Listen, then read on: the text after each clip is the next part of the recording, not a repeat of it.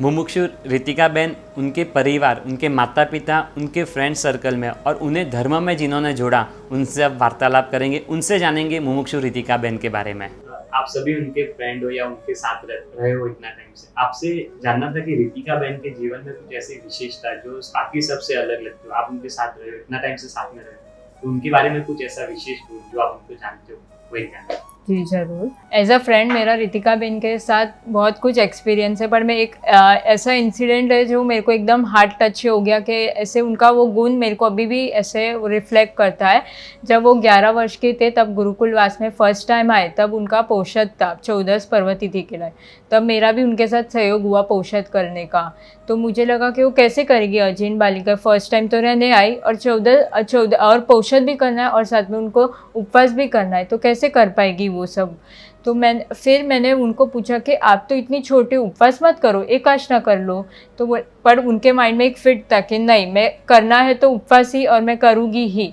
और वो मतलब दृढ़ संकल्प जो उनका था, मेरे को एक ऐसे टच हुआ कि ये छोटी बालिका इतना वो मक्कमता से कर सकते, तो मैं क्यों नहीं कर सकती हूँ। ये एक मक्कमता गुण मेरे को उनको हार्ट टच हुआ मेरे।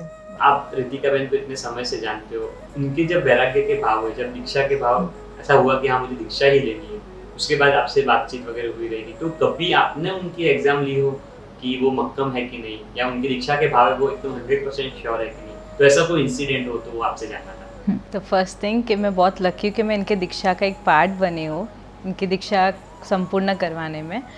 हाँ, ऐसा है कि मैंने उनकी परीक्षा तो नहीं कह सकते, पर हाँ मैंने ऐसे ही टाइम पास में उनसे ऐसे क्वेश्चन किया, रितिका बहन आपको अगर दीक्षा नहीं लेनी हो ना तो मुझे बता दो, मैं सब अपने पे डाल दूँगी कि रहने दो कि तुम डरना नहीं कि आपको दीक्षा नहीं लेनी हो तो मैं क्या बोलूँगी, क्या एक्सक्यूज़ दूँगी, मैं सब अपने पे डाल दूँगी, आप बता दो सिर्फ आपको दीक्षा नहीं लेनी हो तो।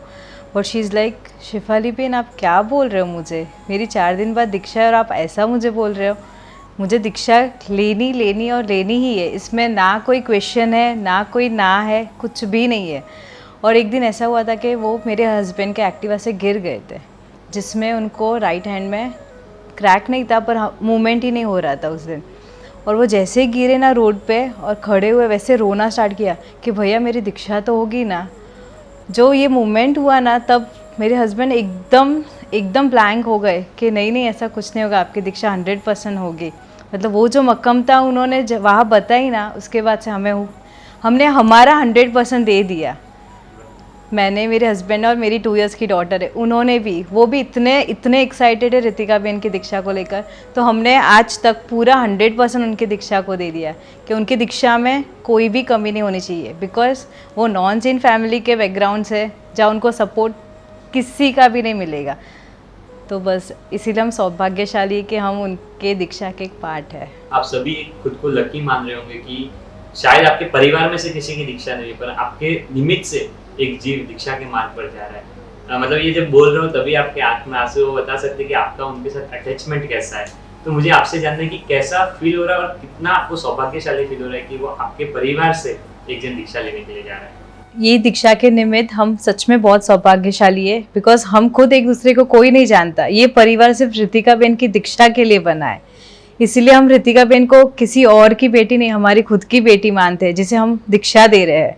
और सच में ऐसे लग रहा है कि मेरी खुद की बेटी दीक्षा ले रही है। इसलिए मैंने कोई भी कार्य में अपना पर्सनल कोई भी मैटर मतलब उसको ज़्यादा टाइम नहीं दिया ताकि रितिका बहन की दीक्षा में कोई भी विघ्न ना आए, इसलिए।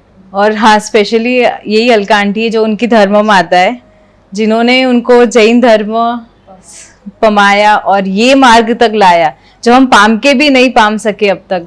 वो उन्होंने बहुत शॉर्ट पीरियड में उनको दीक्षा के भाव जगाए और दीक्षा के अंत तक ला दिए।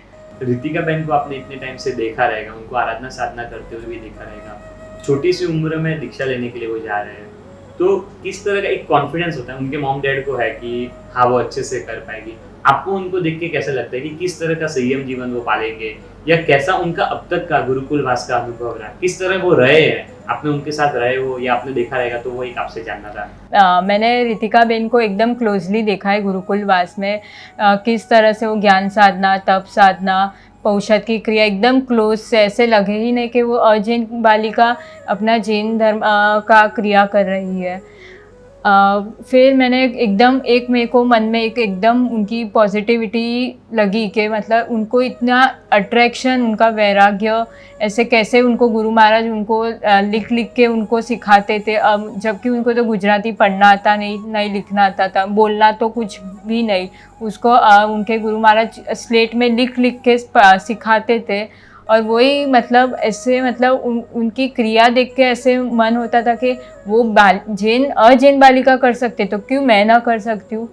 पौषध करने का एक उनकी जो क्रिया रहती थी, एक जिस तरह से 70 संडासा पूर्वक वो खमाशना दे, एक वो दे के और हम बैठे बैठे दे, एक शर्म जैसे हमको मेरे को लगती थी, जब मैं उनको प्रतिक्रमण में बैठे बैठे देखती थी कि मैं बैठे बैठे खमाशना दे रही हूँ और ये 11 साल की बालिका खड़े खड़े खमाशना दे सकती है, तो क्यों मैं नहीं।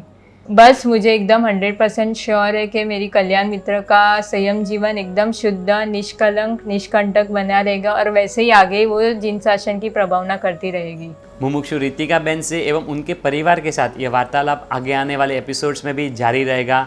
आगे आने वाले एपिसोड्स को देखने के लिए चैनल को सब्सक्राइब करना न भूलें। प्रणाम।